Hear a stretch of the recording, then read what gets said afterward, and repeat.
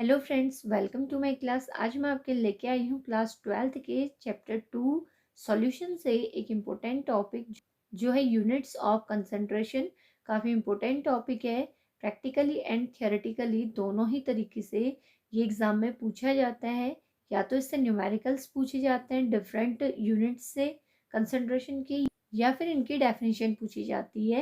ये प्रैक्टिकली भी काफ़ी इंपॉर्टेंट है, प्रैक्टिकल्स में भी इनका काफ़ी यूज़ है। तो मैंने अपने प्रीवियस वीडियो में सॉल्यूशन एंड उसके टाइप्स को क्या किया था, डिस्कस किया था। आज उसी सीक्वेंस में मैं आपके लेके आई हूँ यूनिट्स ऑफ कंसंट्रेशन। तो कंसंट्रेशन की यूनिट्स को डिस्कस करने से पहले हम यहाँ पे बात करेंगे कंसंट्रेशन की। What is the term concentration? तो कंसंट्रेशन मीन्स होती है सांद्रता, यानी कि सिंपल वर्ड्स में अगर हम कहें तो हम ये कहेंगे कि कोई भी सॉल्यूशन कितना गाढ़ा है या कितना पतला है। तो कोई भी सॉल्यूशन गाढ़ा कब होगा? जब हम उसमें सॉल्यूट की अमाउंट ज़्यादा ले लें और सॉल्वेंट की कम लें, तो वो कंसनट्रेट सॉल्यूशन कहलाएगा। और अगर उस सॉल्यूशन में हम सॉल्वेंट की अमाउंट को बढ़ा दें और सॉल्यूट को कम कर दें, तो उसको हम डाइल्यूट सॉल्यूशन कहेंगे, या हम कहेंगे कि उस सॉल्यूशन की कंसंट्रेशन क्या है, कम है। सपोज सपोज हमारे पास क्या है, शुगर सॉल्यूशन है जो वाटर और शुगर से मिलके बना है। तो अगर मैं 2 ग्लास में एक एक गिलास क्या लूँ, पानी लूँ, और एक गिलास में मैं 1 चम्मच चीनी डालूं और दूसरे गिलास में मैं 2 चम्मच चीनी डालूं, तो दोनों में क्या फ़र्क है कि सॉल्वेंट यानी कि पानी का अमाउंट तो बराबर है, लेकिन एक में 1 चम्मच चीनी है यानी कि सॉल्यूट 1 स्पून है, और दूसरे वाले में जो चीनी या शुगर है वो कितनी है, 2 स्पून है। तो किस में ज़्यादा सोल्यूट डिजोल्व है? दूसरे गिलास में। तो सेकेंड वाला मोर कंसनट्रेटेड सॉल्यूशन हो जाएगा कंपेयर टू फर्स्ट, जबकि फर्स्ट की कंसंट्रेशन क्या होगी, कम, क्योंकि दोनों में हमने वाटर इक्वल अमाउंट में लिया था, यानी कि एक फिक्स्ड सॉल्वेंट की अमाउंट ली है जिसमें हमने सॉल्यूट का अमाउंट चेंज किया है, एक में 1 स्पून और एक में 2 स्पून। तो 2 स्पून वाला मोर कंसंट्रेटेड होगा और 1 स्पून वाला लेस कंसंट्रेटेड होगा, या हम उसको डाइल्यूट कह सकते हैं उसके कंपेयर में। तो व्हाट इज कंसंट्रेशन?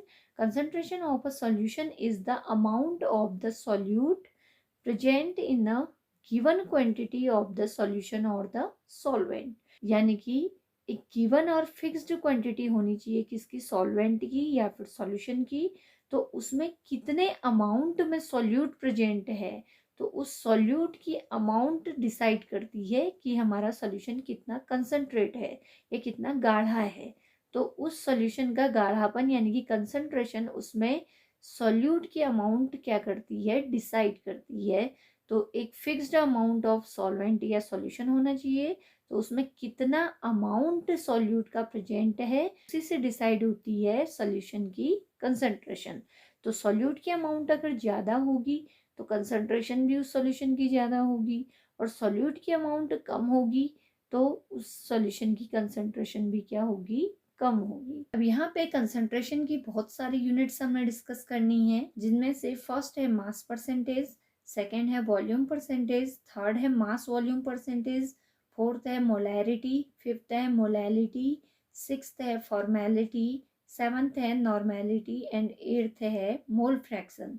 अगर इन सभी को एक ही वीडियो में डिस्कस करेंगे तो वीडियो काफ़ी लेंदी हो जाएगा, तो इसलिए हम यहाँ पे mass percentage, volume percentage, mass volume percentage और डिस्कस करेंगे। बाकी जो टर्म्स हैं इसको हम फर्दर अपनी नेक्स्ट वीडियो में क्या करेंगे, डिस्कस करेंगे। तो वन बाय वन हम यहाँ पे डिस्कस करते हैं यूनिट्स ऑफ कंसंट्रेशन को। तो फर्स्ट है मास परसेंटेज। तो मास का यहाँ पे जनरली मीनिंग वेट से है। परसेंट आप सभी जानते हैं, पर मीन्स 1, सेंट मीन्स 100। तो यहाँ पे हम 100 से कैलकुलेट करेंगे मास को। तो मास परसेंटेज क्या है? सपोज कोई सॉल्यूशन है बाइनरी, जिसमें एक सॉल्यूट है एक कंपोनेंट और दूसरा कंपोनेंट क्या है, सॉल्वेंट है। तो सॉल्वेंट और सॉल्यूट में हम दोनों का अलग अलग सेपरेटली मास परसेंटेज कैलकुलेट कर सकते हैं। We know that solute plus solvent equal to क्या बनाता है, सॉल्यूशन। तो एक कंपोनेंट सॉल्यूशन का क्या होगा, सॉल्यूट होगा, और एक कंपोनेंट क्या होगा, सॉल्वेंट होगा। तो ये दो कंपोनेंट मिलके सॉल्यूशन बनाएंगे तो इसको बाइनरी सॉल्यूशन कहेंगे, क्योंकि दो कंपोनेंट से मिलके बना हुआ है सॉल्यूशन। तो मास परसेंटेज हम किसी भी सॉल्यूशन में प्रेजेंट दोनों कंपोनेंट्स के लिए यहाँ पे इसको कैलकुलेट कर सकते हैं। दोनों के लिए डेफिनेशन सेम रहेगी, लेकिन फॉर्मूला थोड़ा सा क्या होगा, चेंज होगा। तो डेफिनेशन देखते हैं इसकी। It may be defined as the mass of the one component. अगर हम सॉल्यूट का निकाल रहे हैं तो सॉल्यूट का मास लेंगे, और सॉल्वेंट का निकाल रहे हैं तो सॉल्वेंट का मास लेंगे। किसी भी एक कंपोनेंट का मास लेंगे इन ग्राम्स, ग्राम में लेंगे, क्योंकि हम यहाँ मास ले रहे हैं तो उसका वेट लेंगे ग्राम में। Present in 100 gram of the solution. तो टोटल सॉल्यूशन कितना लेना है, 100 ग्राम, क्योंकि solute plus solvent solution form करते हैं। तो सॉल्यूशन टोटल जो है वो 100 ग्राम है। तो 100 ग्राम में से कितना पार्ट सॉल्यूट है, या कितना मास सॉल्यूट का है, या फिर कितना सॉल्वेंट का है, इंटू 100 करेंगे तो परसेंट निकल जाएगा। तो इसी को हम कहेंगे मास परसेंटेज।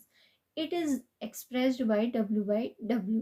स्मॉल w है, कैपिटल W है। स्मॉल w इंडिकेट करेगा वेट और मास ऑफ सॉल्यूट और सॉल्वेंट, यानी कि जिस कंपोनेंट की हम बात करेंगे उसका हम यहाँ मास लेंगे।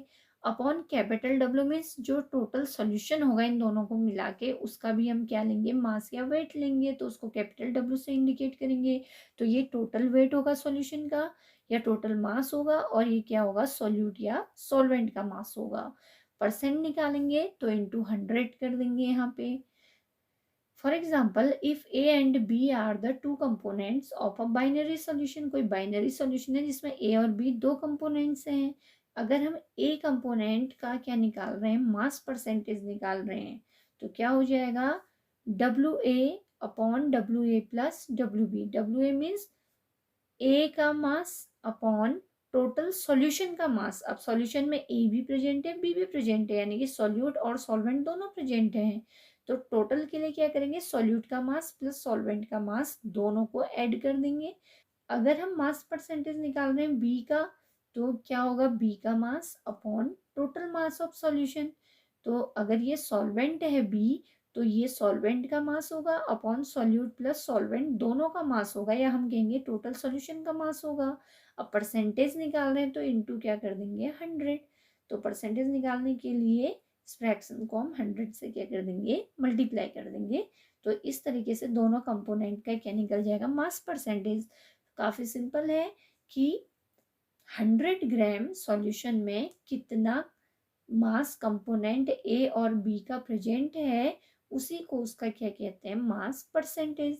फॉर एग्जाम्पल, 10% W/W मीन्स, अब कभी हमें दे देता है न्यूमेरिकल में 10% W/W, that means mass percentage.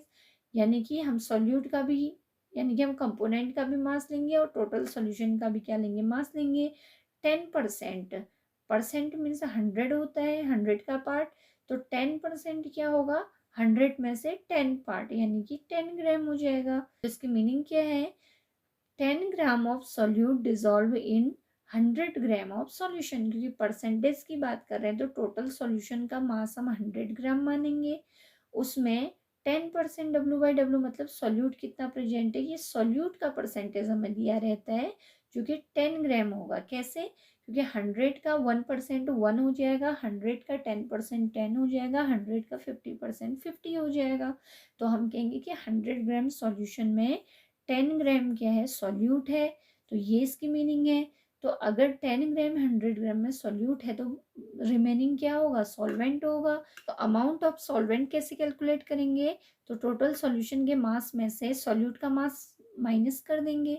तो 100 टोटल था, 10 ग्राम यहाँ पे सॉल्यूट था, तो बचे कितना, 90 ग्राम। तो 90 ग्राम किसका मास आ जाएगा, सॉल्वेंट का। तो ये है 10% W/W का मीनिंग। अब मास परसेंटेज की तरह यहाँ पे आएगा सेकेंड, वॉल्यूम परसेंटेज। सेम है, बट यहाँ पे मास की जगह क्या लेंगे, वॉल्यूम लेंगे।